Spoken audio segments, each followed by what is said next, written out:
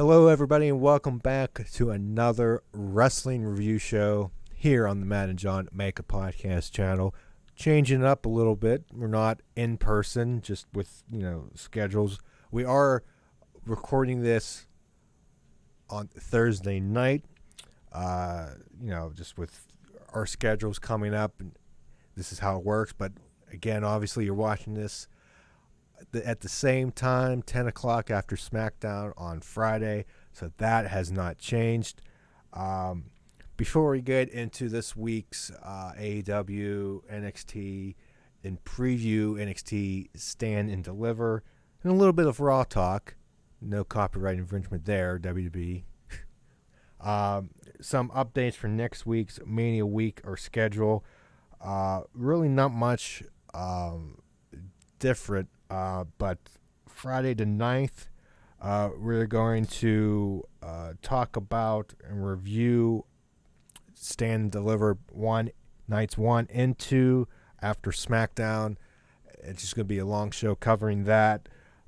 Probably SmackDown 2, since they're doing as far as I know, still was no April Fool's joke, a Mania edition of SmackDown, the Battle Royal, Andre the Giant Battle Royal. I think SmackDown Tag Team Championships.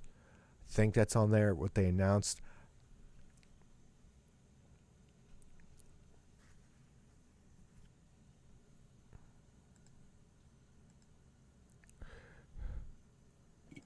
Each night right now, Matt, because as far as what I'm counting right now, I think Sunday only has like six or seven matches right now. 3.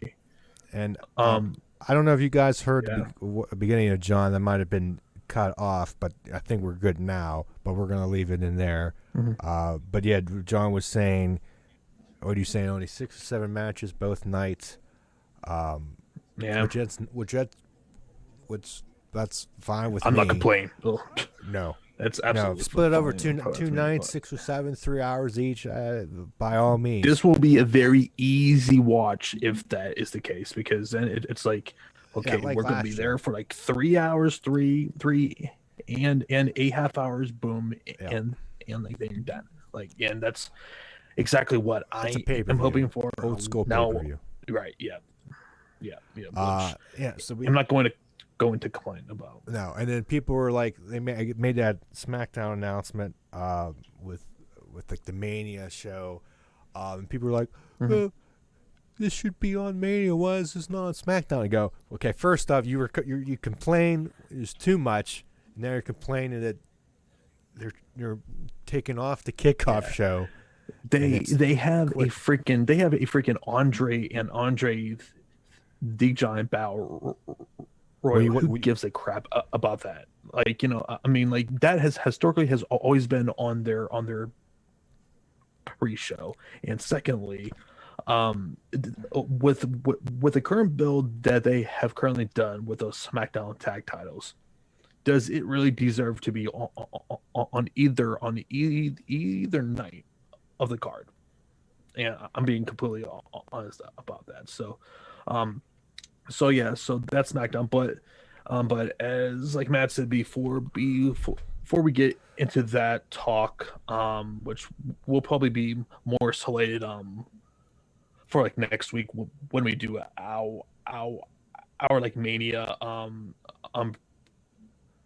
preview. We're going to get into some AEW Dynamite talk here. So Matt, did you see the whole show or after? Yes, I did. I watched NXT, it late. That is.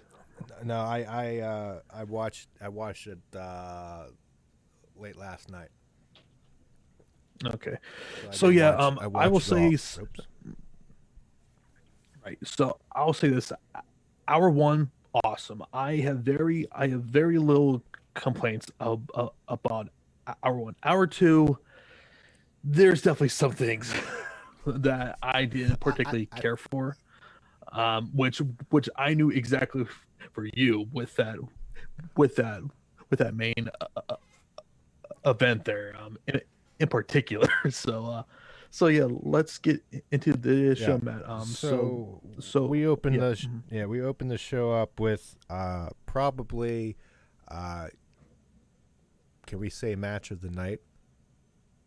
Yeah, Is that I won't that's disagree with that. Kristen Cage versus Frankie Kazarian. Um, Let me ask you this: did I overhype this for you when I texted no, you about this no, match? Okay, no. good.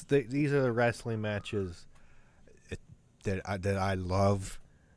Just straight up wrestling matches, and those two can go back in the locker room behind that curtain and be like, "That's how you do it, kids. Follow that." Yeah, I was I was I was probably more surprised at like how long that these two went because they went I think like 18 or like 19 minutes here. Which Damn felt man, like it, yeah. yeah, Christian, he sold his ass off in this Mhm. thing. And to me it made so much sense.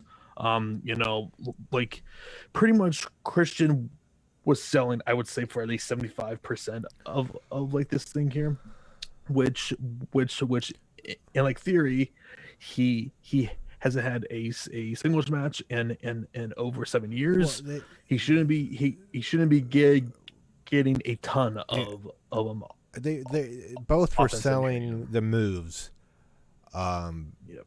that they were receiving. It wasn't boom boom boom like just croak. It wasn't a Young Bucks match. Like it just move after move. It was there was some meaning behind it, storytelling, meaning behind the moves. More storytelling. Yeah, it was. See, for me, it's the wrestling, the type of matches that I really appreciate. The other ones, yeah, I could enjoy for what they are, but these are the matches that if you have a good story leading up to it, you know this is the exception. They did have history, but this is kind of the exception because he's first match and all that. But if you have a really good story invested and you have a match like this, that's good. It's gold. So yeah, I really I appreciated this. This was good. I no bad things to say about this. In my Yeah, opinion, in my yeah, eyes. I don't either. And like there was actually some people who were saying, "Oh, Christian, he looked like he was gassed out." Which honestly, I never saw Um, that. Like to no, me, I saw a whole I I saw saw more selling. him selling, yeah, like and like that's what I Yeah, thought. no. It was like oh he's clearly just gassed out. I'm like guys, he's selling, like like you can tell I when a guy is like gassed out, or like they're like like he was constantly stalling. I'm like no, like well to be fair, he hasn't wrestled in 7 years, exactly, like so cut the guy that's a some story. That's the of the freaking story in the match. match. Yeah, Like, yeah, I don't know, right, but yeah, great exactly. opening. Good opening to start the show. Yeah, good, awesome match. Yep, Um, absolutely. Yeah, go ahead, Matt. then we had the Darby Allin Sting video package with him Hmm. wearing a Hardy mask, saying because money doesn't Yeah, mean bleep to me. yeah, Nice and little I'll packet, nice tell you little this right video. now. Yeah, I have zero desire to see a like match between like Darby and like Matt Hardy. Just I like Matt Hardy as far as like actually wrestling. I could give two shits about at this point. How about you? It's um if you mean if you're saying Hardy in his current gimmick wrestling, you know, Yes, yes, yes. I totally agree. Just him wrestling against Darby like in a vacuum, all day. But yeah, I'm this current thing. No, I do I do agree with you. It's more like he pops up and you're just like, oh, here he is again. Like you're annoyed. Yeah. That he's Yeah, on your TV. and right, and that's kind of where I am at as well. I mean, and this is just going to be something to basically give something for Darby to actually do, because as like we know, man, this is eventually is going to be leading into Darby versus Archer, I feel. I would imagine we're probably are gonna be having a like, match between these two guys, probably with Intermediate in the feud, next few weeks here. Yeah. Then we got a Jane Cargill video promo saying, quote here from Twitter, I walk like money, I talk like money, I look like money, and when TK booked me, I made that money. Yep. Decent promo. She came off. She came off really well here, like a freaking She's star. impressed me with the promo. Yeah. Can I? Yeah. I just want to say this, and this is like a nitpick of nitpicks, right? Like this is not even a big problem, but like sometimes when she cuts a promo, like her voice, sometimes how she says words, like to me comes off weird to me. I don't know why, and it like It's like one of those weird things you hear and you can't unhear. But like that is a nitpick among nitpicks on that. Like that's just a little like OCD thing. But besides that, she had, besides to build up the Shaq and all that stuff after post Shaq, she's impressed me. She's got a good promo. I can't really say anything bad about that. Yeah, and I'm gonna be getting into how terrible that this company is in booking their freaking women, we'll but they as far as like her and like with like Velvet, I'm really liking what they're doing with those two there. Yeah, there's bright spots in the division. It's just coherent consistency. Yeah, like you take two steps forward, one step back. They're consistently inconsistent. Is yes, what they are consistently right now. Inconsistent. Then we get the Cody Rhodes versus QT Marcel exhibition match with Arn Anderson as special guest ref, with the whole Nightmare family around ringside.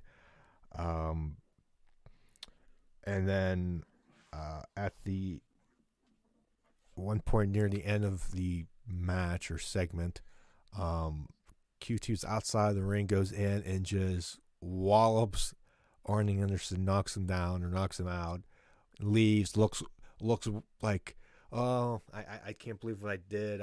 Why did I do that? And he turns around, and then I guess people he trained attack. Yeah, so basically the rest of the Nightmare family.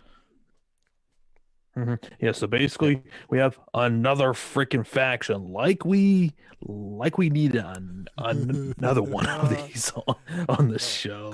But I'll say this: as far as the actual execution of the segment, excellently done. Like I have no complaints about that. Yeah. However, it's going to be a really hard sell. Yeah, it's going to be a really hard sell to tell me, to try and convince me that a guy in QT and QT should be a leader of a faction. Like that's going to be a hard sell there. Okay, that's not okay.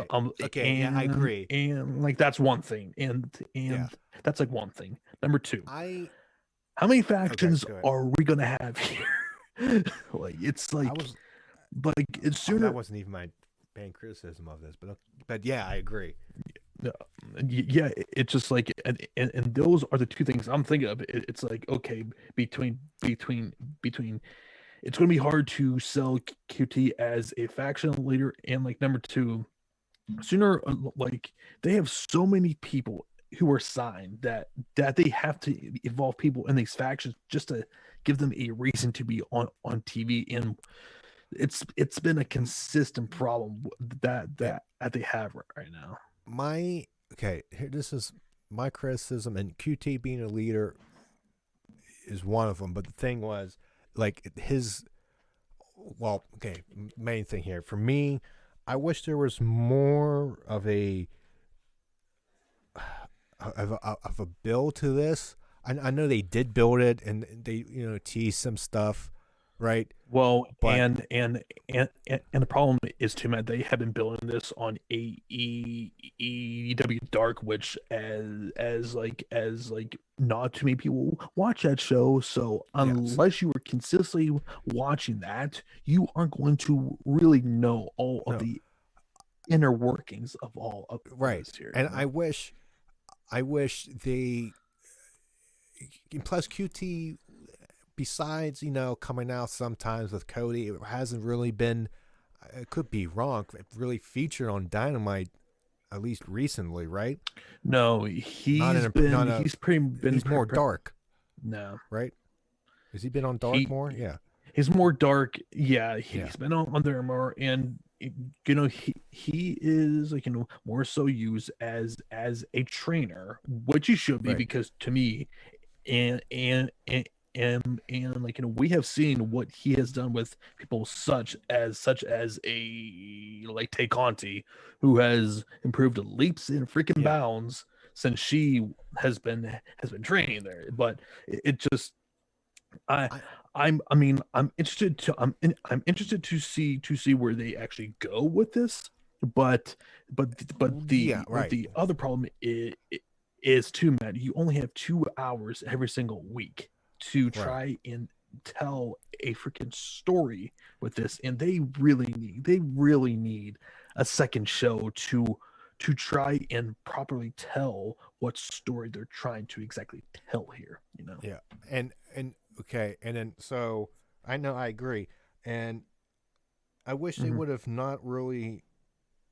It'd been better if they really didn't foreshadow that turn as much. Because when he came out late to help Cody, it's like, okay, because then something's going on. It's like, okay, if like for us, okay, this match, something's gonna happen. Like it because has to happen. Because if something has to happen there, because if he would have suddenly teased it in a way like, well, maybe, but not as obvious, and you build it up more, and then the turn happens, then it's like, well, son of a bitch. And then another thing, like, again, if you didn't watch Dark, do you know any of the people that attacked the Nightmare Family?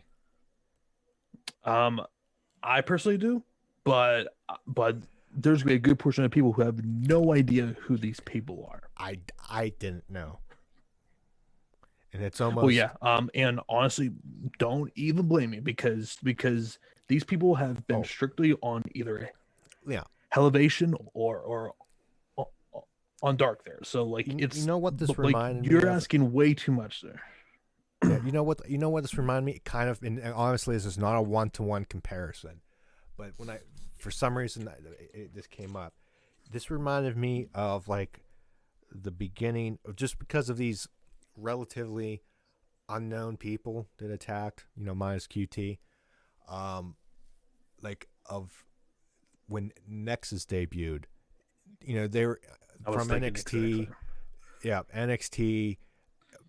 If you watched it, them, but they came to Raw and it's like, oh, they're like, this is the NXT guys. What are they gonna do? And they attack Cena. In this instance, Cody, like the star, and they can make a name for himself. We'll see what happens.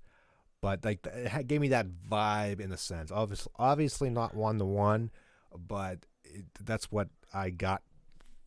And I tweeted that out like late in the night, because nobody saw it because it was like 1 o'clock in the morning.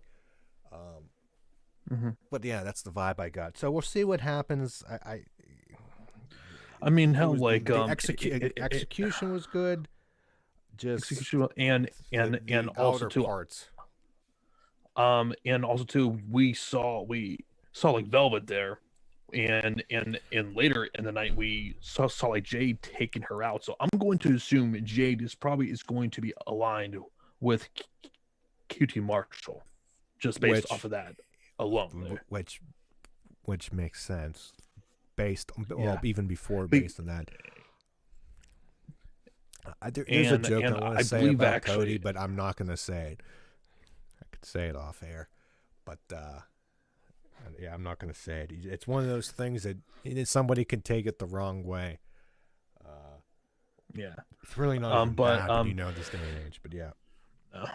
Yeah, but I'm hoping that we're gonna be getting Jade versus Velvet soon, because I'm not sure how much longer that they can hold this off for, because right. I think that they would want to have this on Double or Nothing, but it's such a long time.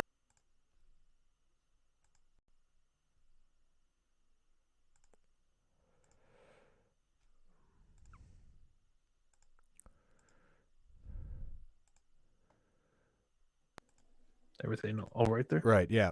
Yeah.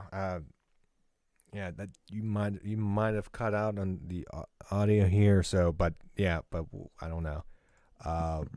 But yeah. So after this, we had and people at home, if you couldn't hear, I guess it was my fault. My apologies, but something seemed off. But we're good now. Then we had backstage pre-tape promo with Ethan Page and Scorpio Sky. Going to be a tag team. They said, quote, "We're not waiting. We're not asking. We'll take anything and everything we want, and it starts on Monday." So Okay. they look quick to question face about against this the match. Seidels on Monday's Dark Elevation. Go ahead. I'm sorry. Answer me this: how long has Ethan Page been signed for? A couple weeks, 2 weeks. Exactly. So you mean to tell me in 3 weeks' time, how is he already unhappy of like how he's featured? I don't know. I totally forgot he was on the damn show. Yeah, it's like and what is the right, and like why is he with Scorpio? And to me, I've been trying to be really patient with Scorpio, but man, these promos come off extremely forced.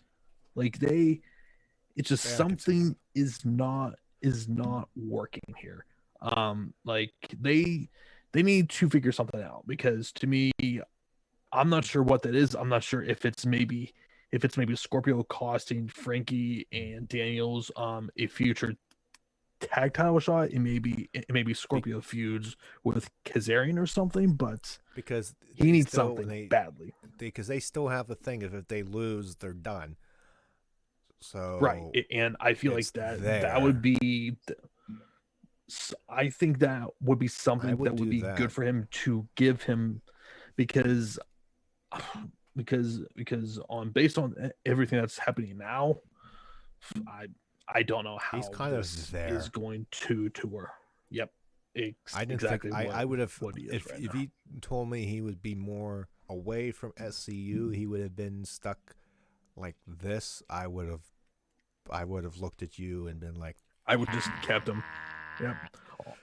Honestly, they probably should have just kept him with SCU, because he is just in complete no man's land right now. He could have been in the. They could have jumped him to the AT&T and TNT Championship picture or something like a Darby feud, because he could turn him heel. Like because he was just his problem was too.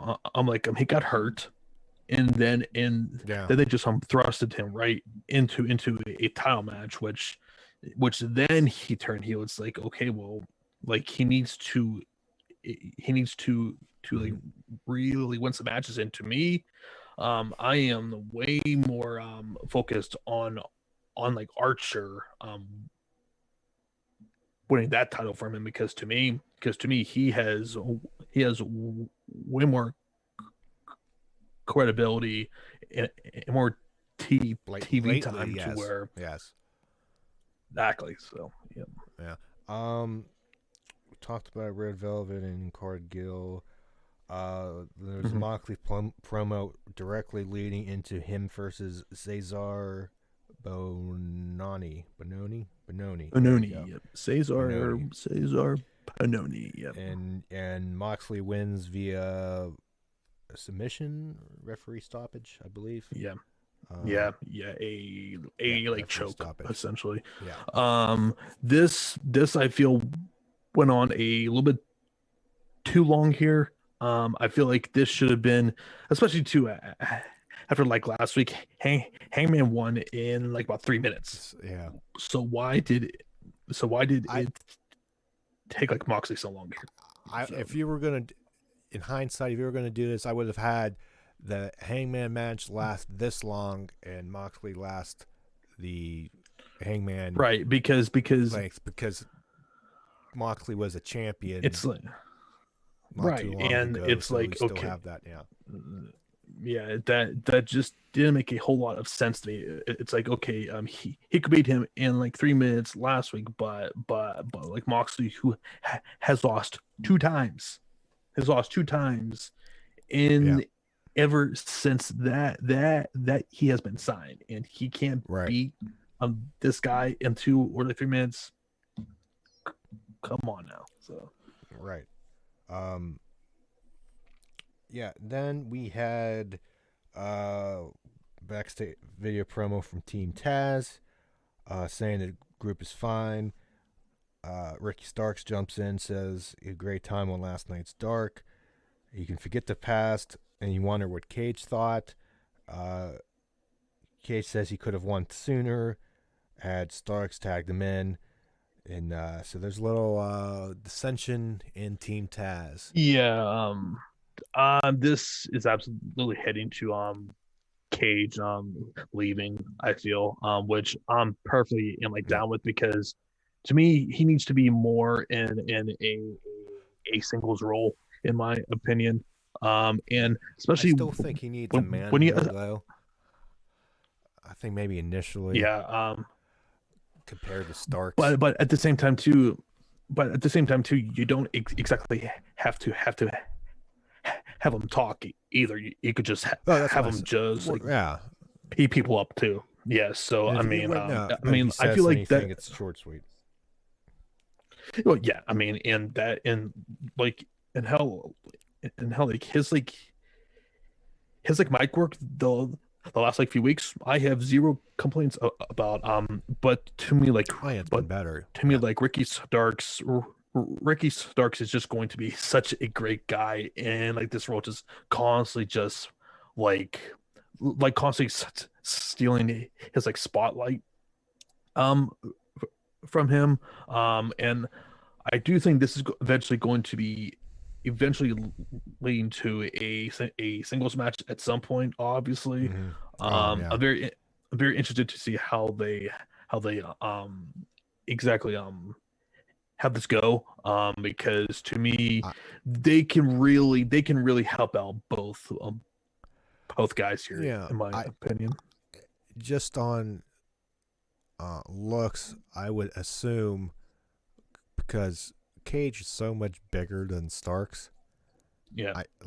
I can't buy Starks beating him clean. No. It's going to be by cheap tactics. I would give Cage, if they give him the win. But like if nothing happens in a vacuum, I would have I have Cage go over. And Starks can obviously look good doing it.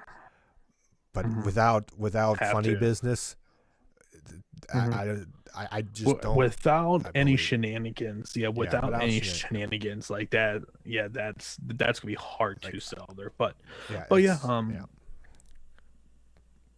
see how that goes. And then we had the maybe most enjoyable backstage segment of the night, and I think we both can agree. I think you will agree on that. The Pinnacle backstage in the locker room, MGF, talking it up, saying they're getting clothes and stuff, and they go fixing the bathroom, open the door. We're gonna take this. We're gonna fix this stench back here. and all you see is the inner circle just staring him down, nope, and we gotta go. We're gonna go in, and then as soon as he tries and leaves, who we see is Jake Hager, and then the inner circle just proceeds to beat the ever living piss out of the Pinnacle. And my God, this was great. A few things that really stood out. Number one, FTR, they got their asses handed to them out of everyone in like this thing. Dax, more specifically, he was gushing out blood, the most there, and I'm gonna assume, hopefully, maybe it was fake, because that was, I don't know. Although bad cut. Although he did post pictures on social media, yeah. So I wonder. Yeah, but man, Santana and Ortiz looked great here. They just looked like crazy badass MFers. MJF getting a swirly in the junior high. Like he was actually swallowing the freaking toilet, spitting it toilet out. Water too. I hope that was a fake bathroom with a fake toilet, because if not, Jesus, I hope they cleaned that really, really, really damn well. Replace the water, and then he got his head through the pop machine, through refrigerator thing, Pepsi, and to Sammy slamming that door on Sean Spears' head. That was great. So yeah, this was probably my favorite part of the show here. This has to lead to blood in. You would assume, because they didn't do it. You got canceled last year, right? Because of COVID and all that stuff. Essentially, at this time, there's your two teams to do it. That just should be fun. You talk about that's gonna be physical. That is gonna be brutal. Your war game. That's gonna be to me. This is going to really remind me of the old WCW war games, where they it's gonna feel a lot more like that. I feel more so because of the actual blood that they're gonna show, whereas in NXT they didn't really show that often, obviously because of their protocols and stuff there. But I'm really excited for that future match. The only thing missing from this feud will be Regal to come out and go, War Games. That is the only thing I really. That's the only thing this is missing. And War Games. You know someone on there is going to say, "Have blood and guts." And blood and guts. Blood and guts. Okay, Vince, you want money? You fire Regal one night. AEW signs him for one night just to say that, and you rehire him.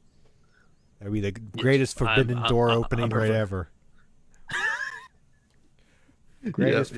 Absolutely. Oh, then there's a joke on NXT about forbidden door. We'll get to that later.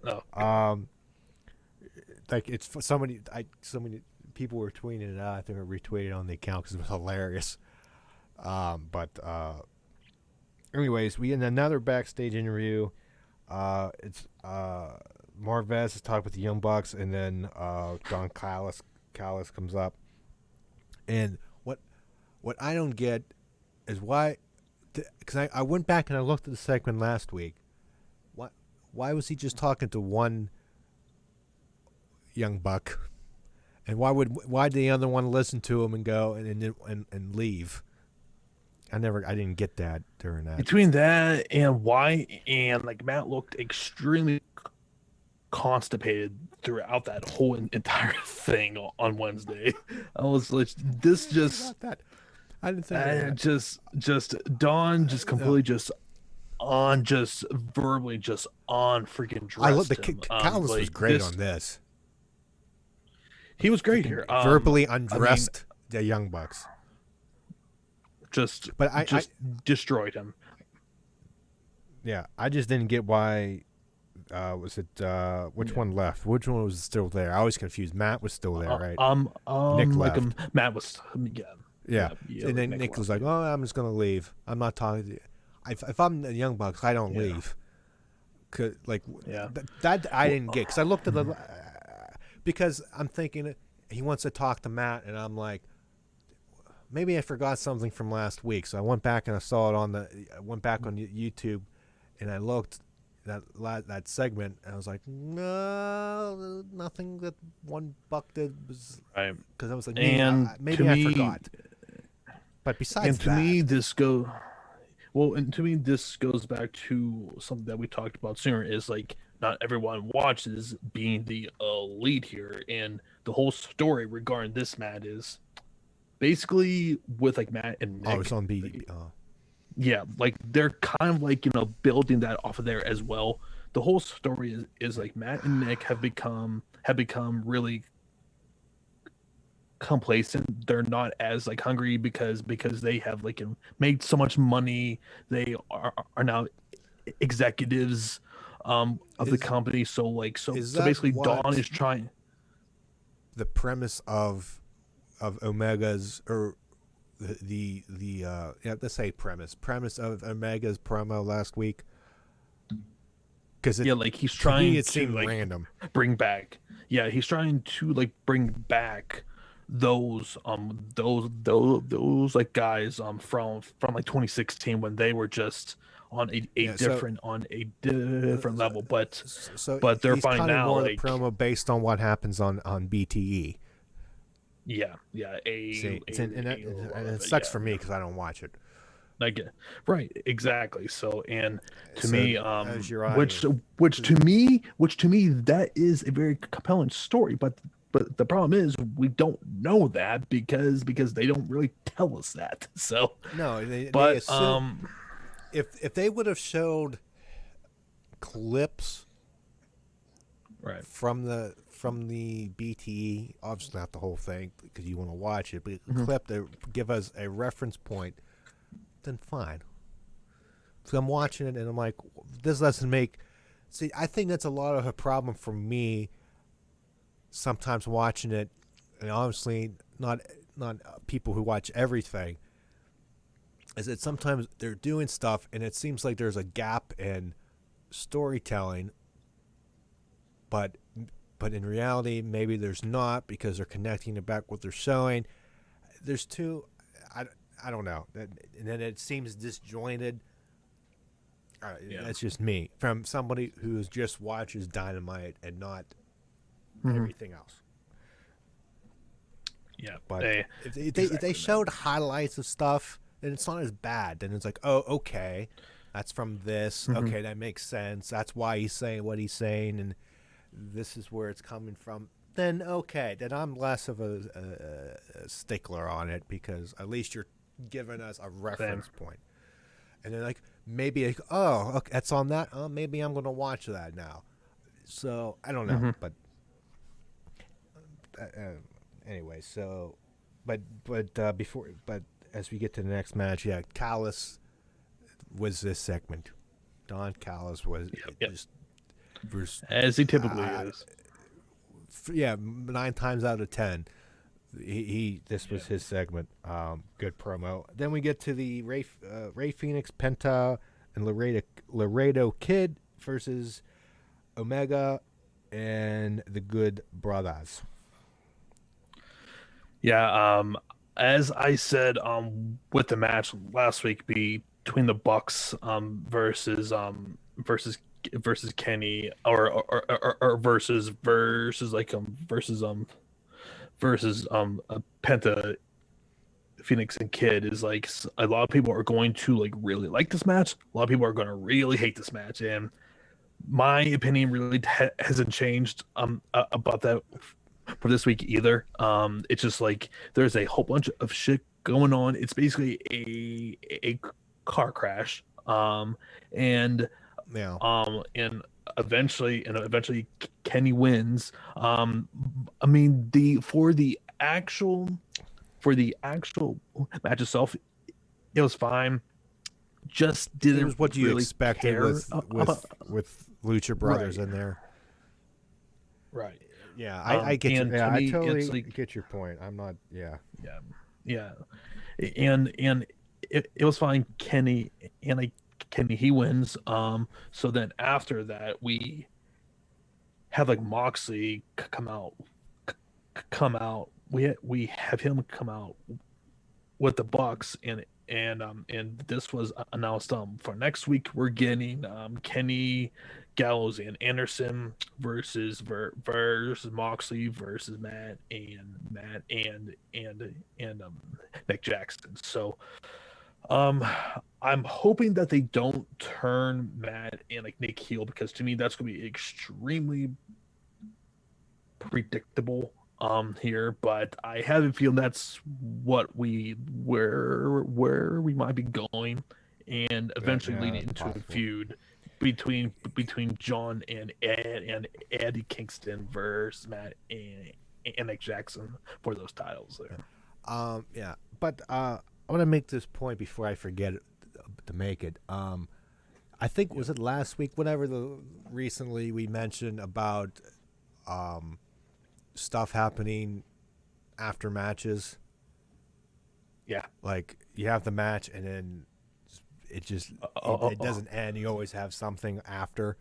I this think they was did a the good week. only match. Yeah, this was Yes. the only match where this happened, which I'm glad that they toned that shit down because Look, yeah. Because looking back at it, I was like, they did a good job this week. It was a match, stuff happened, video promo, interview, promo backstage, match. There was always something after that was different. we So need like more of this, because to me if you do that after every single match, you're just gonna burn everyone out right there, man. And yeah. So, but this was the only one. Yeah. So I immediately thought of. I think even before this match, I thought I was like, there's no shenanigans after every single match. But so that was good. That was I'm glad they did that. Then we got the Britt Baker Rebel interview backstage, talk about Thunder Rosa being on Elevation. It's good for her to get her wins up because even though she won the unsanctioned Lights Out match, it doesn't count. So doesn't count.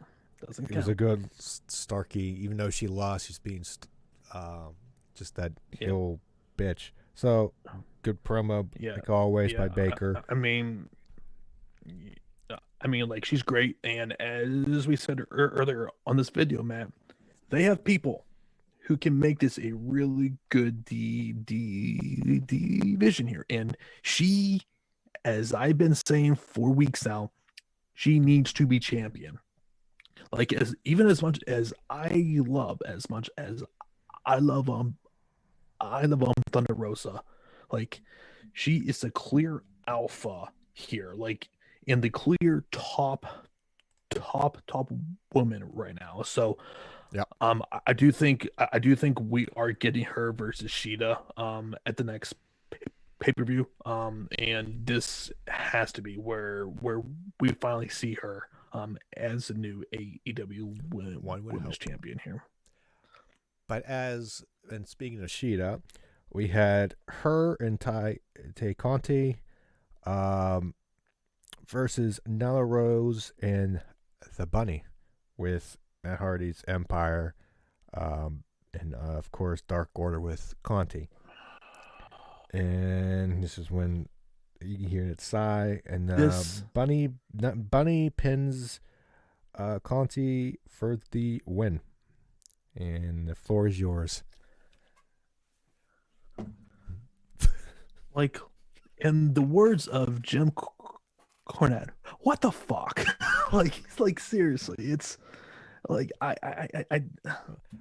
I'm trying to I wrap don't know. my head around how this thing makes any damn sense. I don't care that there were shenanigans and like Bunny hit her with the hit Tay Conti with the kendo stick and pinned her. It's like this is Monday Night Raw bullshit here, where you would have someone win in like 1 week and then immediately have them freaking lose Especially the next week. especially when they said, "Oh, was she like?"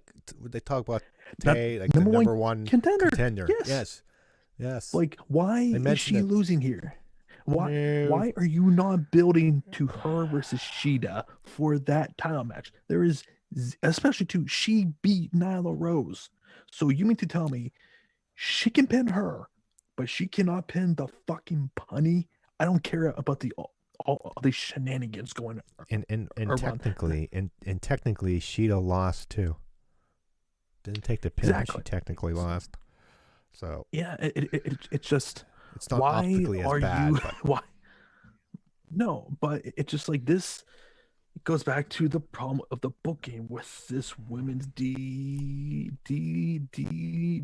division. It's like 2 steps forward and 3 steps back, and now we are once again three steps back here. And I'm just trying to figure out what the hell are they doing here, because like if they have Punny pin Tay Conti, I'm going to be livid next week, because to me she is so much better than, outside of a select few. Like, to me it's like Britt Baker, Serena, and like Thunder Rosa. Everyone else, Tay Conti is clearly better than everyone else on this freaking roster right now. Like she has improved so much. Like, her in ring work is like, she brings uh, a certain a certain legitimacy, a tenacity that I don't think too many girls really have in the company right now. Um, and just based off of her athleticism and like how she looks, you would think, hey, let's freaking push her to the goddamn moon. No, let's have the freaking punny pin here with zero build whatsoever, and that was it. I don't know. Yeah. Fuck.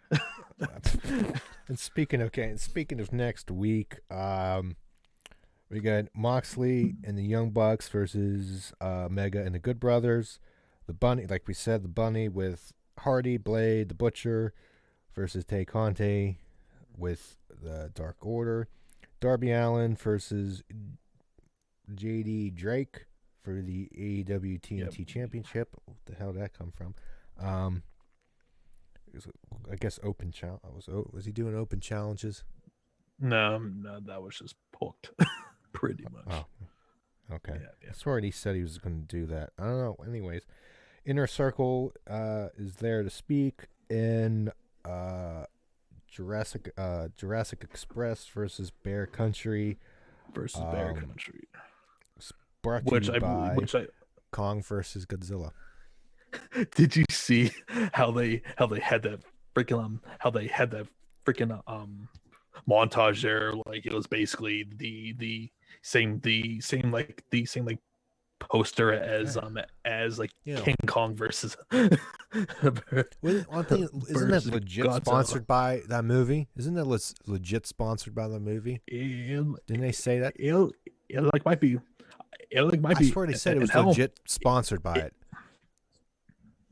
Hell, man, like, they are like, it's pretty awesome them being affiliated with HBO Max there. Like, they can do stuff like this, and that's a cool way to try and like feature your You're like wrestlers are, you know. But then I wanted to smack Marco Stunt that promo backstage. I was like, oh, Jesus. As you know, Sounded good anytime that he had the I have King Kong Luchas, on my. Oh my God, sounds like a child.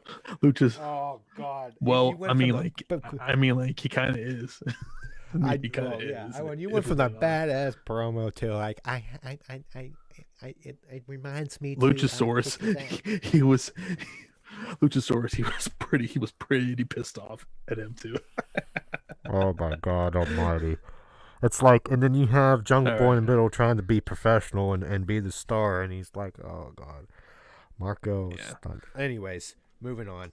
Oh God, from that to this. Is it time? Arcade Anarchy. Oh God, Miro, Kip Sabian versus so let me ask you, Orange Cassidy.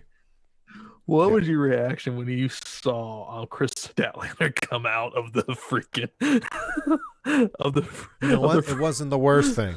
You know what? Okay, you're gonna laugh. Sure how you know you what? React. I don't. Okay, wait. I'll get to that. But you know what? The worst thing, and you probably not even gonna think this was the worst thing of it. I'm like whack-a-mole. It's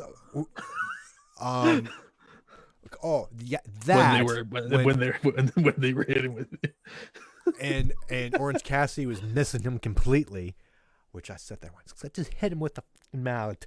No, that sure, but I whoever in the prop department created the one. She can go AARP herself. I don't know what the hell that means. No, but when Miro picked up the arcade machine, and it was obviously not an arcade machine. Like I saw the screen, and it said tokens. I went, what the fuck? I was like, let me ask you this. I was like, that looked bad to me. Was it weird like when and then nobody wanted tokens to what? Go ahead. What did you say? Was it weird when like Miro saw a suit and he goes towards her? Why was he trying to take off her windshield wipers for? Why don't now you mention it. Why didn't you just go around and try to grab at her through the window? Why? Why is I don't know. Trying to take off her windshield? And nobody won tickets to win the prizes for the weapons. What the hell, man? Sorry to disappoint you, but on a serious note, when Chris came out of that machine and she fucked up Penelope Ford, and then she gives her a falcon arrow on that table that looked nasty as shit. On the cheapest air hockey table ever made. No, but seriously, great. But yeah, no, but the act of it looked good. Wait, I need background here because you said, hang on, let me find the text message. It goes, why is Chris Statlander in this? And you went,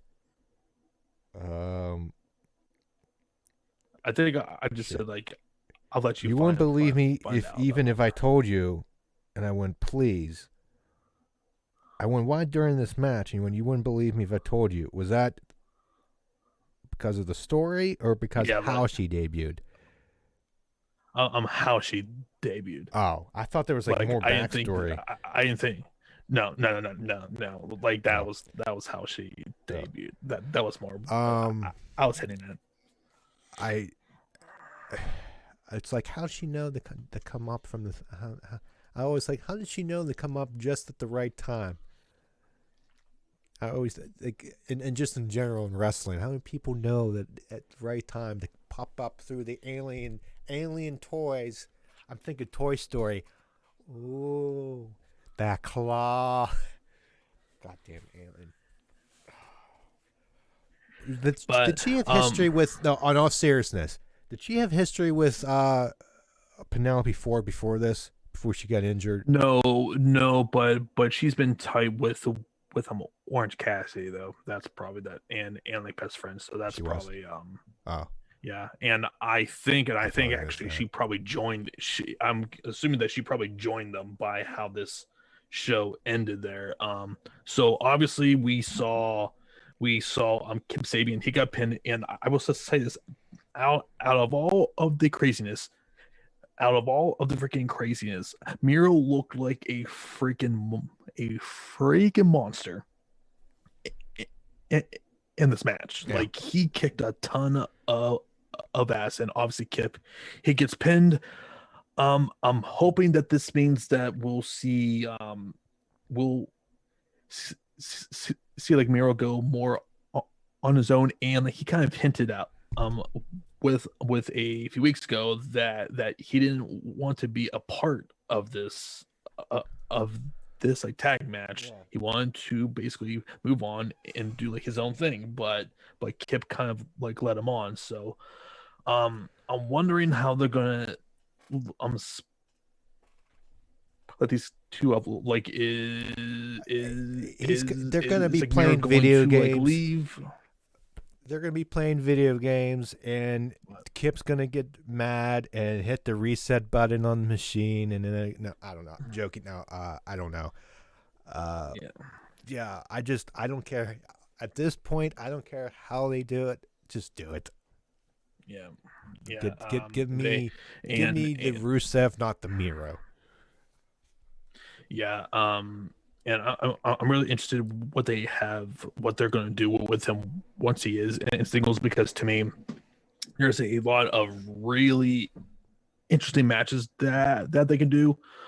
So yeah, we'll see what happens. But overall, as I said, guys, a pretty fun show. We had some stories moved along here. We had some pretty good wrestling too.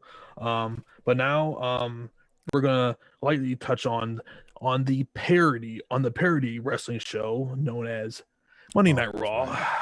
Forgot about that. And I'm gonna get on into a like main event here, and it concerns, and this kind of also applies on SmackDown as well, Matt, is the two women's title matches. Like, has this been some of the worst build as far as women's title matches? And like I say that knowing like full well with like Asuka and like Rhea, this was just basically thrown in last second. But like, has this been some of like the worst build you've seen? I'm trying to think. I want to say yes. Because I'm just trying to think.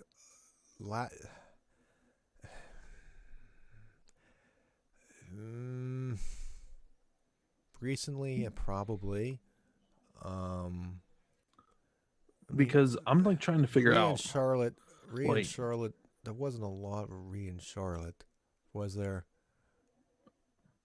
Or Rhea and Asuka. Last year Rhea. And Oh. No, and like that wasn't particularly great, and I think honestly a lot of people were like really scared and dreading that match for obvious reasons, because they just felt that Charlotte was gonna win. Yeah, like I told you, and you're like no, like clearly Rhea's going over, and like but I bring that up because okay, we get the actual Asuka versus Rhea match signed, and for some reason we have Shayna Baszler they're doing and Nia Jax come out. It's legit copy what they went on SmackDown. Legit copy Right, what they it's did like on SmackDown. Legit Raw copy, can't get and like Raw can't get out their own way. Thing is, they're cutting a and the thing is, they're cutting a problem saying, oh, like we've dominated everyone. Literally, what, Shayna half lost. an hour before? Exactly. I'm like, are we just like that, like devoid of like reality that we're seriously trying to convince our audience They're that these two girls are a threat. Not to mention, this makes zero damn sense. 1 week from WrestleMania, Matt, and the burning question is, can they coexist? Can no, they're Asuka not. and Rhea Suck. Ripley co They're not. There's gonna be and tension. Put that on your and DraftKings free poll. Oh. and and I'll just say this, and as Sean Ross Sapp says, I don't give a shit. Like seriously, who cares if they're Guess going what? to be wrestling for the Raw Women's Championship in 1 week? Like Guess it's guess what's guess oh what I'm god. afraid's gonna guess what I'm afraid's gonna happen, because I think this happened on the SmackDown side. So help me God. I Rhea will. heel turn. I so help me God. I defend some stuff.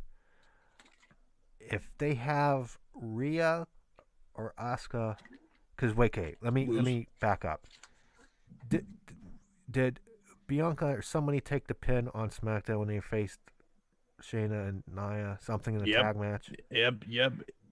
It was It was Sasha. Bianca, right? Or Sasha? Yeah, Nope. it was Sasha. Sasha. Yeah, yeah. She got pinned two times in the span of like 1 week, actually, if you Okay, recall. if Asuka or Rhea lose, so help me God, it would be the You rawest know, Raw this moment of Raw history. So help me and like God. this also goes back to another thing that was being talked about too, is like does like Vince actually care about how like women's wrestling at all? Because I swear his whole entire thing now, Matt, has just been, how can I make my wrestlers as stupid as possible, as insignificant as possible, because like, by God, he does it every single week. Like, he I has his champions lose. He I has think these repeat matches that make no I sense. think he cares Like, because he does it on the men's side too. I think he cares. I think whoever's writing it, absolutely. I think whoever writing it thinks it's good, and it's not. I don't know, and it's not good. I It's think he terrible. cares And more so now, but I think whatever he's doing, I can't imagine he's sitting there and go, you know what? I don't care about the women. Let me do it this way. But he's doing the same thing with the men. So based on that, he doesn't care at all, which I don't think is true. I just think who's ever writing yep. it, my glasses are falling off. I think who's ever writing it is just whatever's coming up there is just bad, and that's all they have. Mhm. I don't know. I think And to me, I this all just comes down to them just being incredibly lazy. Like, they I just, like, they're trying to do as little as possible, and like, nope, that's good I think it's enough. it was we apparently messed up with Charlotte thinking she's pregnant. Apparently, I don't know what that story is. Or yeah. And it's like we need So basically something. Andrade. We need a Yeah, build. Let's just do SmackDown again. Fuck. yeah, and that whole thing with Andrade, when he revealed that the company falsely told that Charlotte was pregnant, and How did he mix that up? when Andrade, I I don't know, but I mean, Something's like, happened. are you really Something's surprised? Are you really surprised? Because how many instances have we seen with their like medical team where they have just completely have like dropped the ball? Like, this goes all the way back to like CM Punk's But like, issue with his MRSA and how do you stuff. mix up? How do you say she's? I don't know. Something doesn't seem right to me. No, Andrade's and coming up like, like a reminded me of Alberto in terms of just like all these crazy things are coming after after. Well, I think too. Well, don't I know. mean, like, I think too. He's been incredibly frustrated, with Yes, with just things they're everything that was going saying on. and like But stuff saying, and then like the next day it's like, well, I didn't mean to say I didn't mean that, and then he'll say something else, and the next thing goes, oh, I'm gonna clarify about what was said before, and I'm just like, at this point, I just don't care. which Charlotte's team contacted. I believe it was Alex. It was Alex McCarthy to basically clarify and to Yeah, like give everything more you're to saying is give more clarify. Yeah. context. Yeah, Yeah, so which it's like, was probably smart that they did, but it just like I would just I like didn't. I would just like would like to know, how do you get that screwed up though? Like, If especially that legit because happened, I I think don't know. I mean, because I think he said that they went to two or three other doctors where they said, yeah, like, you are definitely are not But like, pregnant how's there. that? So How does? How? But I don't. I don't. To me, if you make that mistake, you go, we're gonna. We're gonna hold you up because you're pregnant, and Charlotte should go. Wait, I'm not pregnant, and have a test. How does there no that? What this is what makes no sense to me on that. How is there no I know, something that's is what not right in everyone. this story? Because unless I'm stupid, I'm no doctor. Somebody tell me if wrong. But to me, something is not right. There's more to this, and I think But you also have to tell yourself as well, man. This is this is WWE here. They do a whole bunch of things that don't make any goddamn sense. So but so yeah, but for a doctor to say missed out, I just don't see it. I don't know. That's just me. all right. Okay. Anyway, Yeah. what else you have to say? Yeah. We'll just like move onto NXT. We'll get into like WrestleMania talk next week. So yeah, this week's edition of NXT, this was pretty much putting the like final touches on before NXT Takeover stand in deliver a pretty solid show, which to me, Matt, the or the feud actually that stood out really in this week is Io and like Raquel. I mean, like, Io is just this crazy person who just will not stay down, Yep. and like Raquel just keeps on beating her up. So this And was just going back and that forth actually all night. right, and to me that kind of sold me more Yep. on the match itself there. I do have to question though, why are we getting Kushida and Pete Dunn on like night one? That just seems really unnecessary. Um, I'm fine. I'm Oh, fine with like I still with want to the see it. women's. Like my issue is, since they only have 2 hours, how are they going to fit all of those like matches on there to give them proper time? I don't know. That is going to Oh, be, yeah. I mean, like, if they were just streaming strictly on like Peacock, like, fine, have that. But since they're on like USA, it's like, well, how are you they're gonna on fit USA. It's that simulcast on shit there? Peacock too. It's on both Yeah, now. yeah.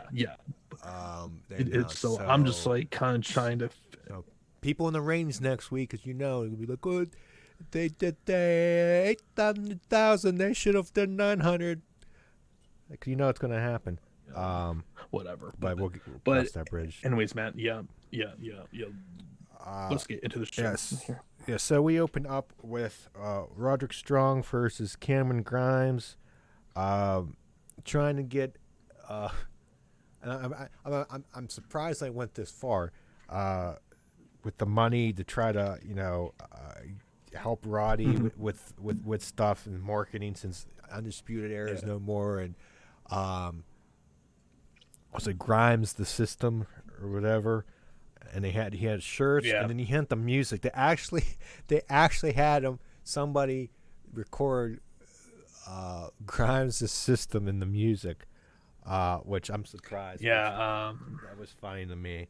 yeah, they Um, went that far, and to me, the whole story about this match was like basically Roddy was completely just like nowhere under like focused mindset, and which I do wonder which where they're actually, which like makes sense. yeah, I do wonder he where they're going with him because I mean, kind of hinted that either he was being like written off, um, for quite some time, or he's been called up.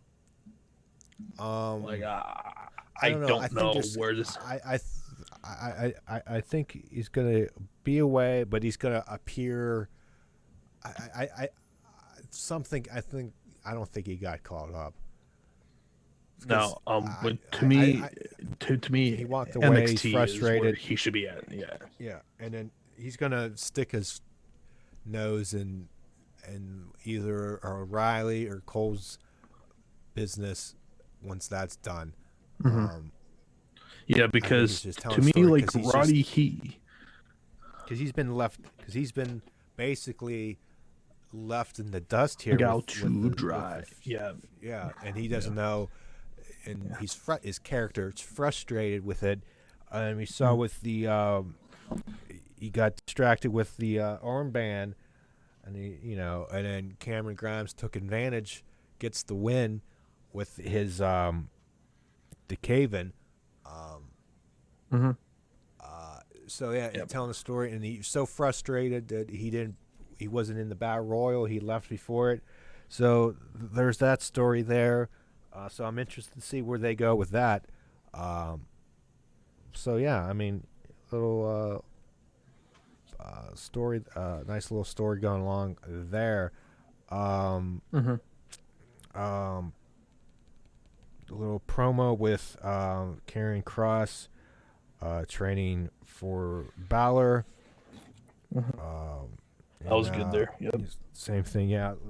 Hype package there, typical Karrion Kross. hmm Then we get a video package for Volta, kind of promo on Ciampa hyping their match. Him Um, and Ciampa both really, really both cut some promos, good shit. yeah. This, yeah, yeah. Ciampa was extremely good. Like that was just like real. Like it That just felt seemed extremely legit. real right there.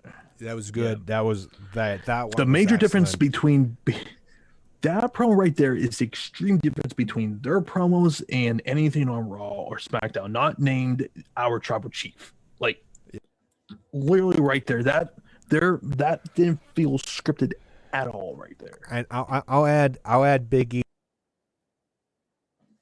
Yeah. Hey, I can't hear you.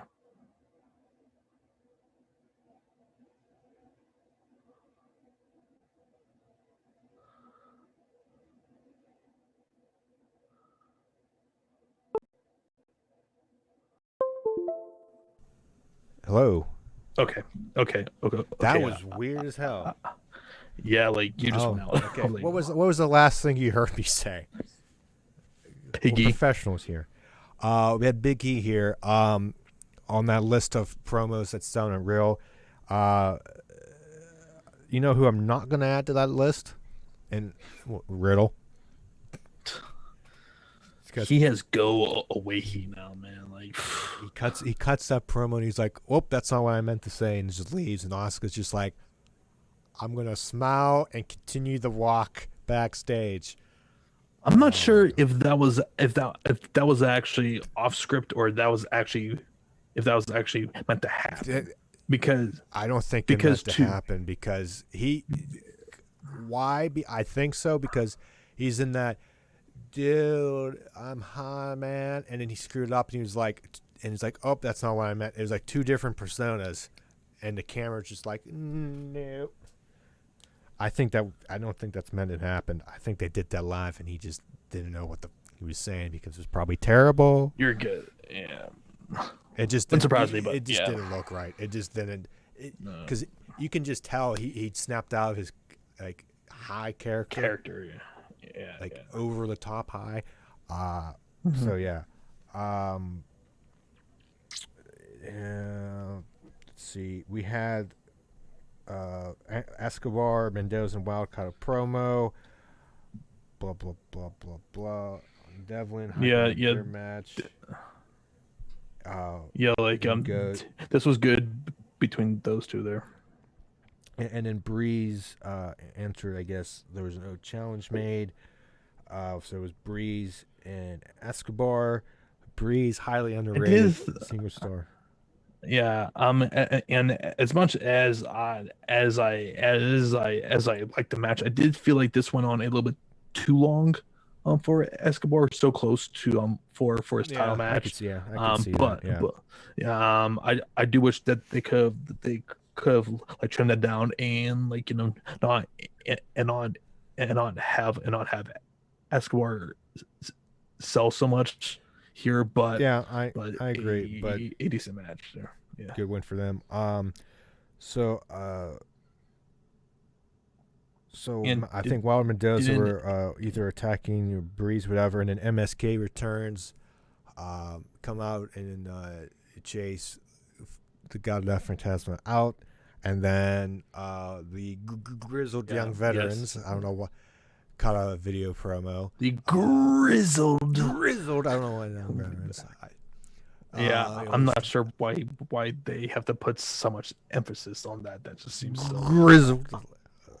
Like they're so whatever over the top there. So little hyping thing for them. So that should be just a fun match between those three for the was it number one? Wait, they're not tag team champions for tag titles.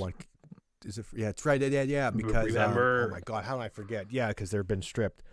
Yeah, for the tag titles. Yeah, I was like, wait a minute. Together here, pal. I'm sorry. I'm just gonna like have a hard time saying every single word now because of the grizzled young veterans. Then we have backstage. Mackenzie Mitchell's talking with Johnny Gargano, upset how his takeover opponent will be determined. Give him short notice to prepare. Saying Regal's unfit to run NXT. Turns to Austin Theory. Austin Theory says, "That's a good idea." He's like, "What are you talking about?" And then, have you ever heard of the finger poke of doom? Book of Doom. He goes, "That single-handedly killed the business." He's like, we're still here. We're still here. We're still here. He's like, "That's an excellent idea. I'm supporting my Dory theory." You're right. And then, then we get a vignette of a small dog walking toward the Performance Center. Had series of these. The dog for Mania all day. Everybody was just having a blast with that. But we see more of that dog promos. You're gonna call me anti-fun here, but this was just so silly and stupid for me. And how they're gonna bring in. Yeah, I wasn't a big fan of that. And more so to what they're giving Taya's name as Frankie. I'm like, not exactly sure how I'm hoping that I'm hoping the dogs isn't. That wasn't clear to me. I'm hoping that isn't her name because to me, ugh. So yeah. You know what? I'm not going to say anything. Wrestling is subjective. This was subjective. You didn't like it. That is fine. I'm not going to know. Cornette, fuck you. Goodbye. Nope. I'm not gonna do it. I'm not gonna. It's subjective. Everybody has their taste. The Fiend is fucking dumb. But don't get No. You know what? No, Fiend I'm is not. dumb. I'm not getting started. I'm not getting started. This is NXT. This ain't Monday Night Raw. I don't want to be. I don't want this anymore. Randy Orton and Alexa and the Fiend is outlaw. Mud show. Crap. I don't want to do this, John. It's not. No. No. Well, that's more bad for you because I said I don't want to do this, John. That's what she said. So, sucks to be you, John. Wah wah. Anyways, we go because we're going to be here all day talking about nonsense. We have The Way with Candice and Indy versus Gigi Dolan and Zeta Ramir. Basically, a just enhancement match for Indy and Candice before their tag team title match. Basically, Which is going to be sweet. appearing. Yeah, and that match is going to be appearing on like night 2 of Takeover. So some offense with the all intents and purpose jobbers, but The Way gets the win. There you go. It did what it needed to do. They cut a promo on the locker room in the tag team champion saying it's theirs. And Ember Moon and Shotzi came out with the tank. I didn't care for the promo between the two compared to the other ones. Like, is it me or does Ember and Shotzi come off extremely cringe there? In this promo? Yes. Yes. And I do agree that. Yeah. And I did think that. I was like, this wasn't in the general best. too. Yeah. General. Yeah, I don't like know about in general, I don't know about in general, but this show, yes. Like whatever they said, it didn't work for me. No, same here. To fire the Shotzi fires projectile like any like no cells like just hits her and just like, oh, what'd you do that for? Then we have what do we have here? Zoe Stark versus Raquel Gonzalez. Two of my Zoe favorites here. Yeah, to me, Zoe is going to be a future champion. I mean, like, yes, the fact that definitely. they're featuring her this much, like, she's been pretty consistent, and I mean, like, definitely a future feud between her and like Raquel. I feel whenever it's that title. Yeah, these are the two women.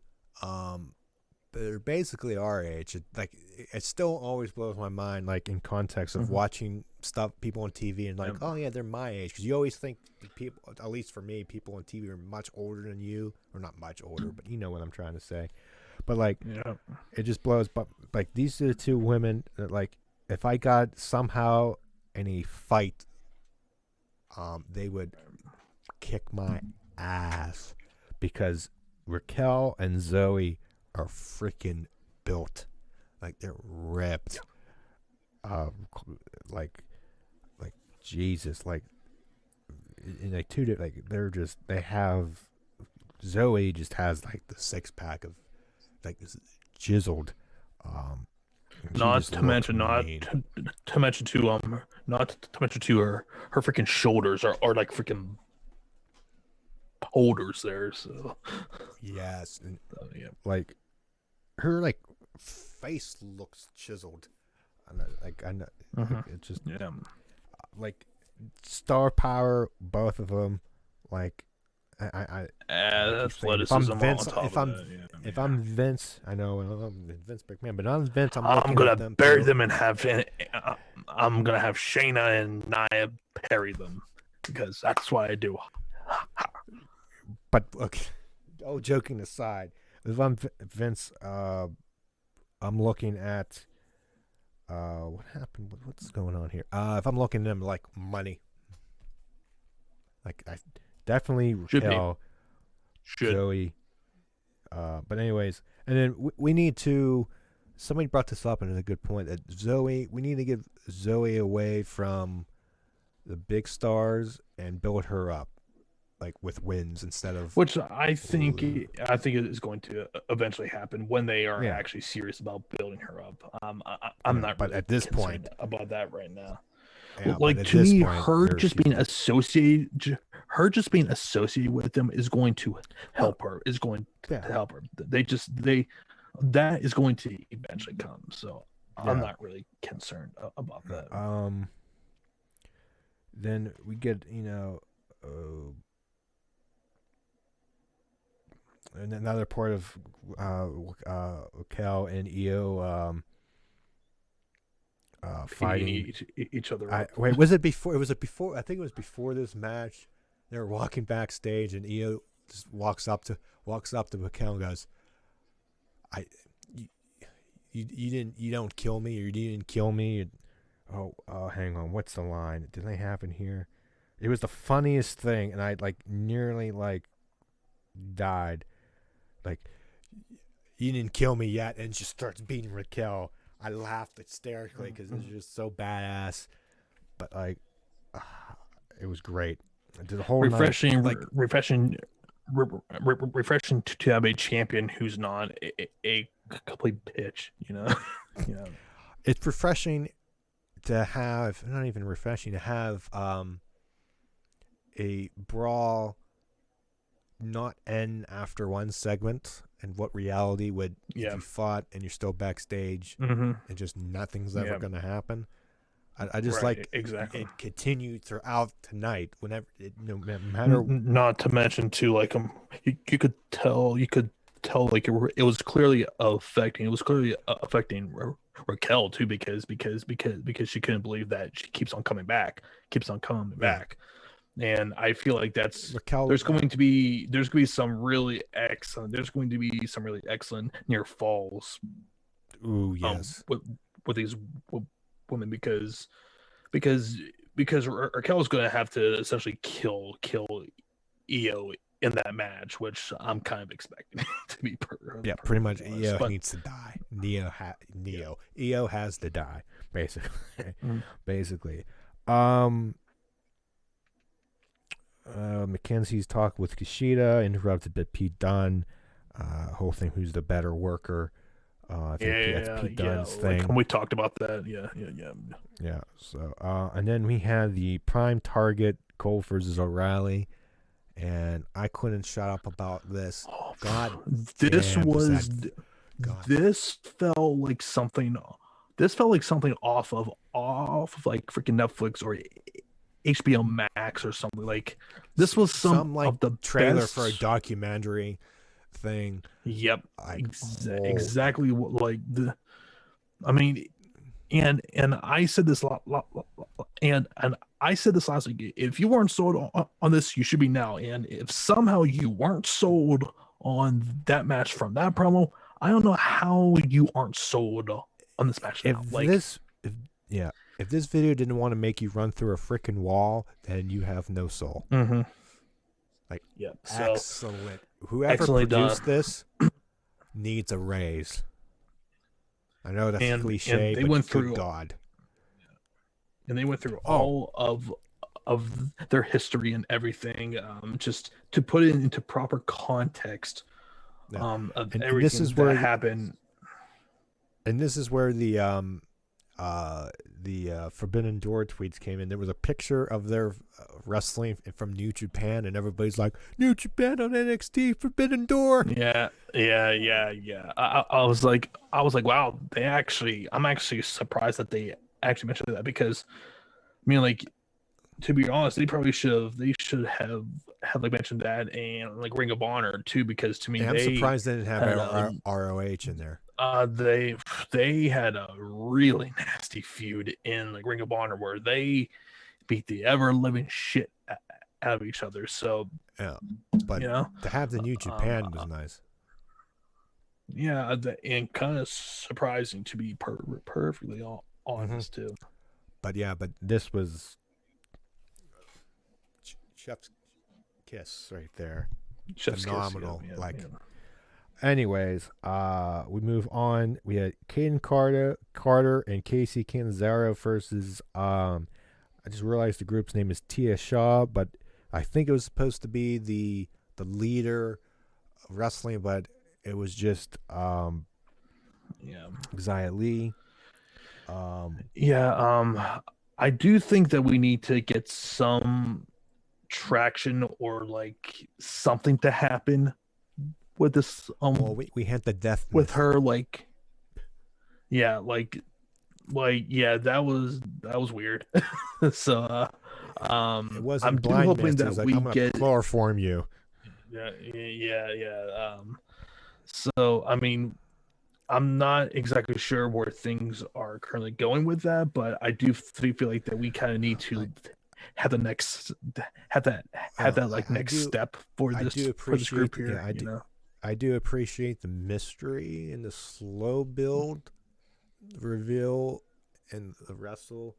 But at the same time, too, how many times is Xia Li going to have to face either Caden Carter or no, I agree. Right, like we need to see the like next step in like whatever that they got for this group here. So it's kind of where I'm hoping that would go to. And I guess Taya Valkyrie's name is Frankie because they have the video embedded here, and it says Frankie comes to NXT in 2 weeks. So I'm guessing her name really hate that name. Frankie. I really hate that name. Frankie. Okay, we talked about the Ciampa promo. Phenomenal. Finn Balor cuts a promo.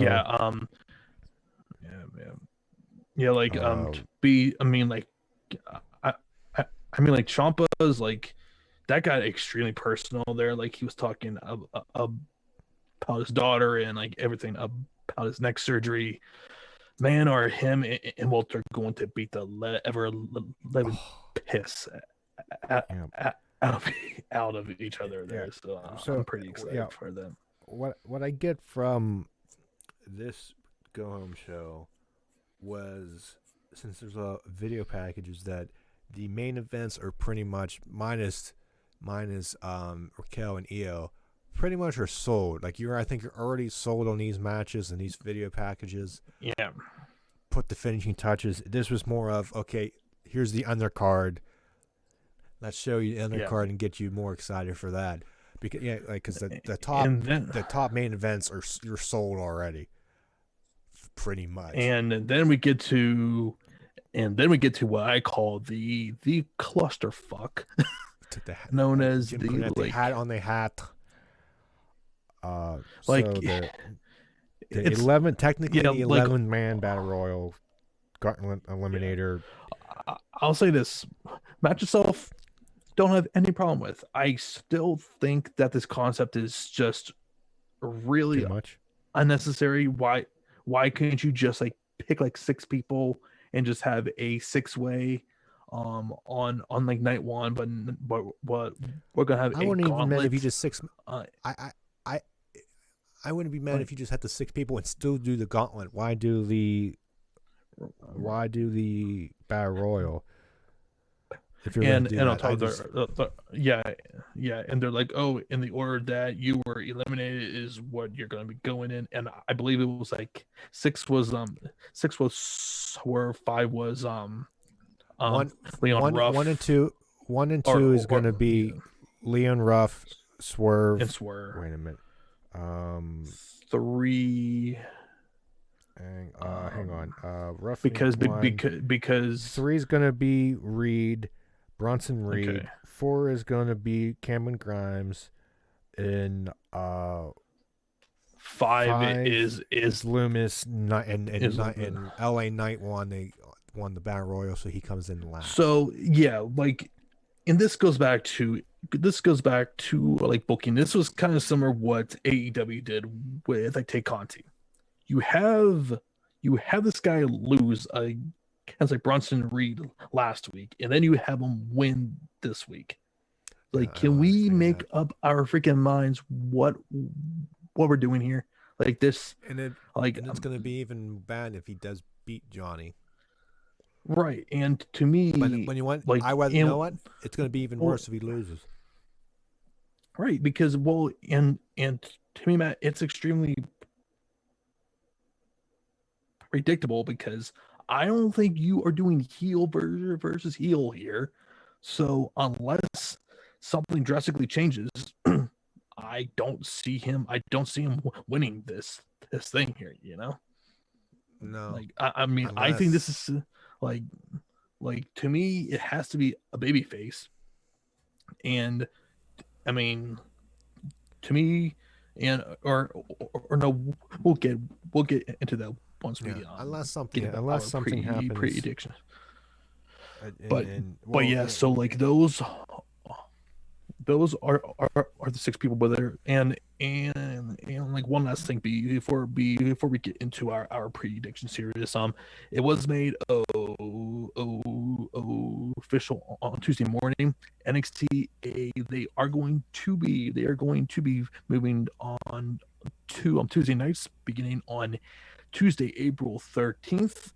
That was made official, and that has been like and that was reported by the like Batman podcast, who have been on that story for quite some time. Kind of how Matt and I talked about last week. Really happy that this is happening. I can finally watch NXT live. So and then that's I'm very interested to see what they're gonna have lined up for that first show. I'm hoping that they're gonna actually have a like big show, like really hit the ground running. Once they come back, um, yeah. for that like first show on The like only USA there. But the only thing we know for yeah, certain is Taya Valkyrie Frankie is debuting. We know that. yeah.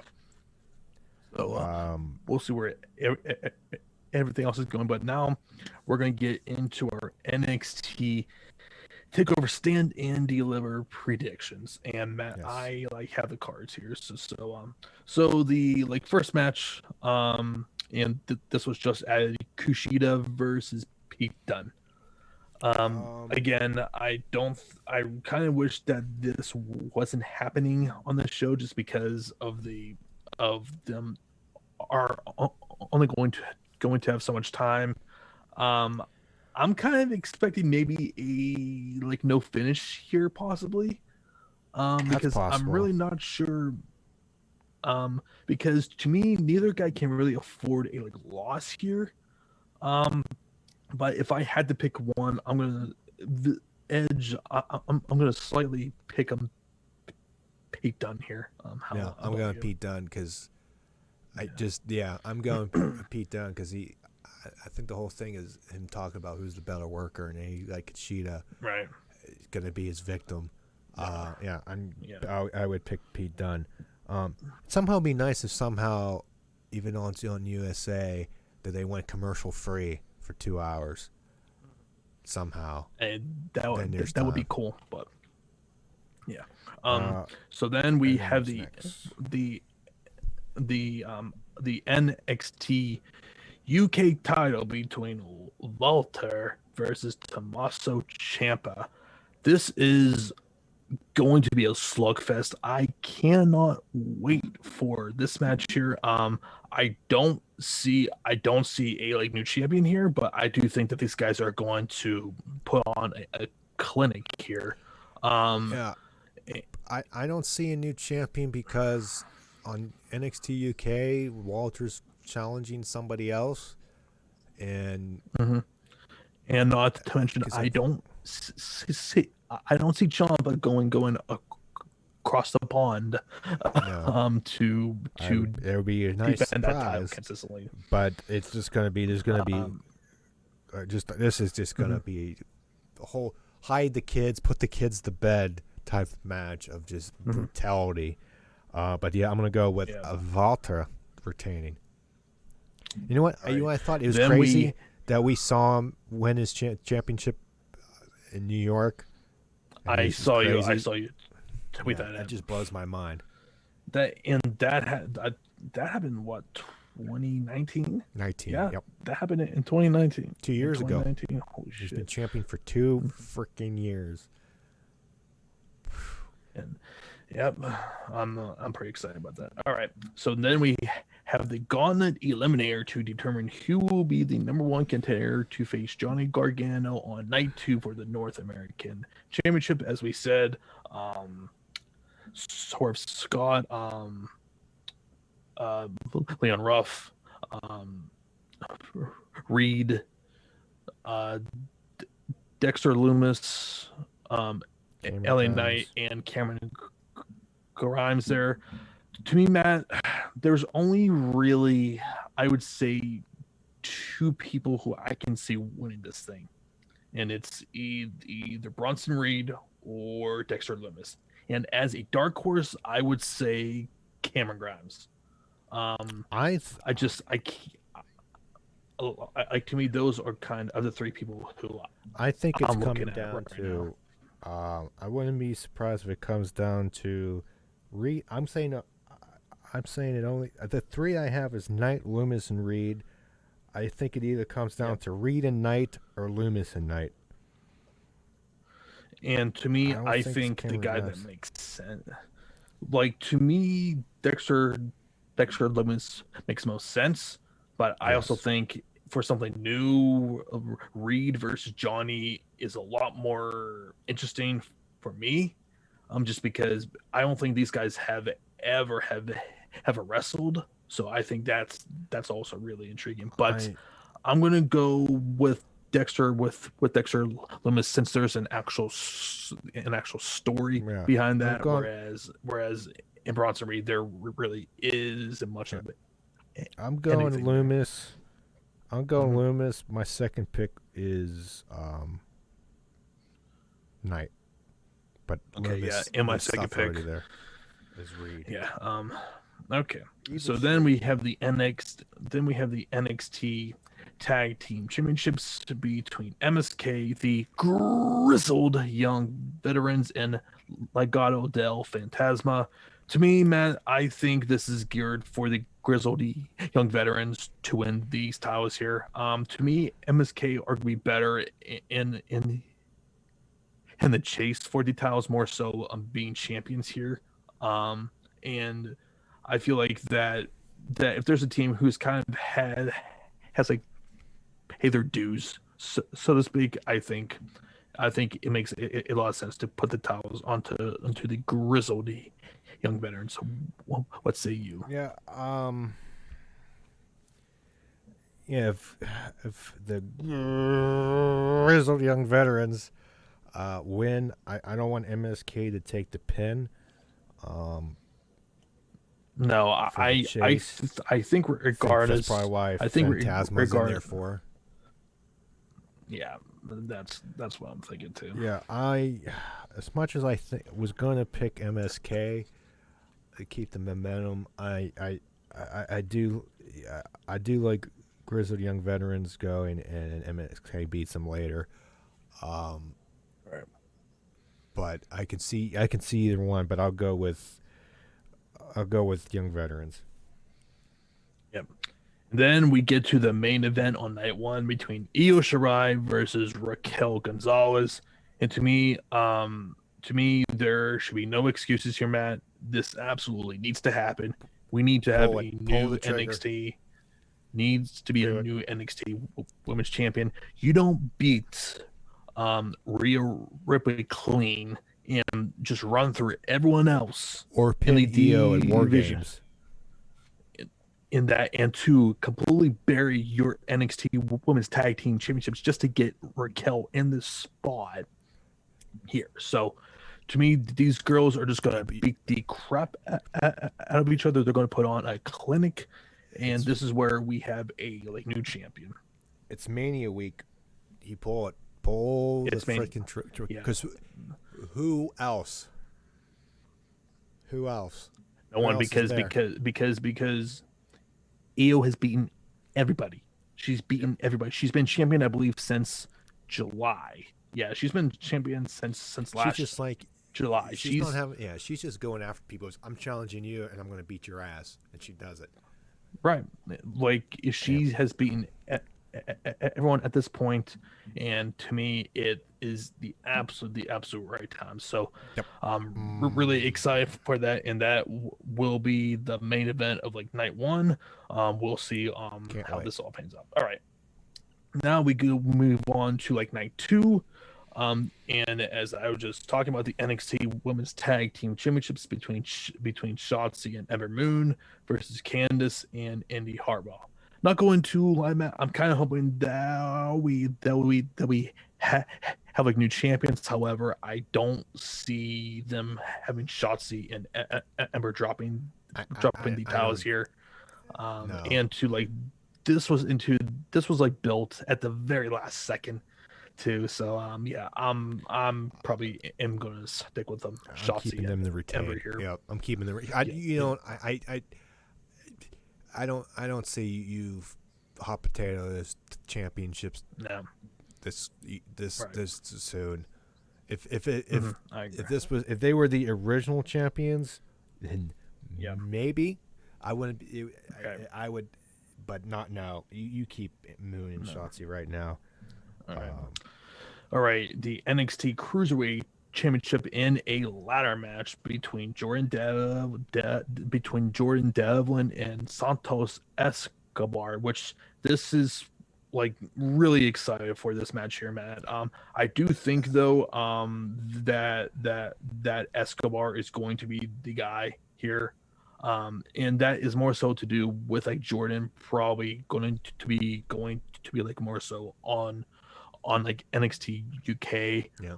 And to me, Escobar has been the guy there and in the cruiserweights for the last 8 or like 9 months now. I don't think that should change. And it's going to be a fantastic match. This could probably be match crap of the weekend. And I'm talking WrestleMania too. Like, has that potential to be just there's a outstanding match. There's some good ones because there's another one in here that I know probably rival with Adam Cole versus Kyle O'Reilly. So but I mean, yeah, like it has that potential. Yep. All right. Yeah, I'm going. The North American Championship between Johnny Gargano versus TBA. Regardless of like who wins that, I don't see Johnny losing his title here. Just how kind of this was like thrown together at the very last second. And the only way I could see him possibly losing is if Dexter Lumis is going to be facing him, but if it's not, then I'm feeling pretty confident Johnny is going to still be champion. I can see something on the lines of Theory or even Indy inadvertently or costing purposely helping Dexter. So if I pick Dexter, you know what? If I pick Dexter, I'll go with Johnny to lose. If it's Dexter, okay. If it's not, I think he retains. But I'm going Dexter Lumis to win this because how Indy, I think on her Twitter Twitter is like Indie Wrestling Lumis. That's her name. Yeah, I think she changed it. Yeah. So you know what? I'm going Lumis. I'll put it there. All right. The unsanctioned match between Adam Cole versus Kyle O'Reilly. What is another murder? Honestly, I think this really should be main eventing this show because there are no way in hell Finn and Karrion Kross are gonna top this thing. Like it could. Like they're gonna be they're gonna be what like Triple H and Chris Jericho was on like WrestleMania 18 following Hogan versus Rock. Like it, there's just no way that they're gonna be able main event. to. I'm kind of hoping that does, because I think like I think it does. If there's an instance where the title shouldn't main event the show, it's this instance. Yeah, there's too much like. As much as Balor and Cross is going to be good, like it just feels like it's a backseat to this feud. It really does. And to me, I will be shocked if Adam Cole loses here. I just would be really surprised. I mean, hell, like we could just see a like draw here where they just beat the crap out of each other, and that's how it ends. But I'm pretty confident that Adam Cole is going over here. I'm gonna go. Just to be different, I'm gonna go O'Reilly. All right. So I'm going with my gut saying O'Reilly, but to be honestly, I any of them, I don't care who wins or loses. Right. I just know this is going to be just a fucking war, but I'll just go O'Reilly. Yeah. All right, and then of course the main event as what we think. Finn Balor versus Karrion Kross, and kind of what I said about Io and Raquel. I do think we get a new champion here. However, I am not as confident as I was a few weeks ago. I do wonder if they're gonna call up Karrion Kross. Just like more so of a feeling that I have. I'm not 100% confident that they're gonna have that happen, and I think they also want to kind of go back into that feud between Cole versus Finn Balor, because I feel like there's a lot of untapped story there too. But I'm leaning towards Karrion Kross right now. Cross all the way, because it's hypothetically your thought there comes to fruition here. How do you have Cross lose? Like, how do you not get him to win? Well, especially too, that he hasn't makes everybody mad. Yeah, I don't. Yeah, he's not going to submit. Yeah. Do you want him to lose? DQ, but like, he would have to have a like Steve Austin moment from WrestleMania 13. That's like Bret Hart, where he just passes out, and that would be the only conceivable way where, like, if he were to lose, he loses in such a badass way that it's not going to hurt him. So that he doesn't. Yeah, I just think. Right. I'm going Cross. I think at the time you got to do it because he was it originally before he got hurt, beating Keith Lee, right. and then you could just have him be the dominant champion until you have somebody, whoever that is, because nobody right now is ready. And Cross obviously is not ready to lose or to give it up. So I'm going Cross, and that's just, I'm like 95% sure it's Cross. All right. Well, guys, that was our NXT Takeover predictions, and that's going to pretty much wrap it up for this week's podcast. We thank you for tuning in. As we talked about, it's going to be a very busy week next week. We and as we said, we're going to be doing our NXT Takeover review on our same night, on like Friday. So we'll recap that and preview everything that's going to be happening on like WrestleMania. So stay tuned for that. I'm not going to even have And time to I watch. and I'm thinking, am I going to have time to watch Dynamite? Probably not. With my schedule and all that. we'll just we'll figure out as it goes. But also too, guys, make sure that you tune into episode 85 of Tomorrow. our podcast. That's going to be dropping tomorrow. We'll be talking we're going to be talking Falcon and the Winter Soldier. We're going to be also giving our thoughts on the recent Snyder cut of the like Justice League film. They're going to be talking some like baseball. I'm watching it. Yeah, and we'll be talking some like baseball, UFC, and we're also be talking about the Bad Batch trailer that just I love that. I love it. dropped as well. Yep. So yeah, guys, as always, follow us on Twitter at MJ Make a Podcast. Like, comment, and subscribe, and we shall see you guys. And we shall see you guys next week. For like WrestleMania week. So we shall see you then. Yep. See ya.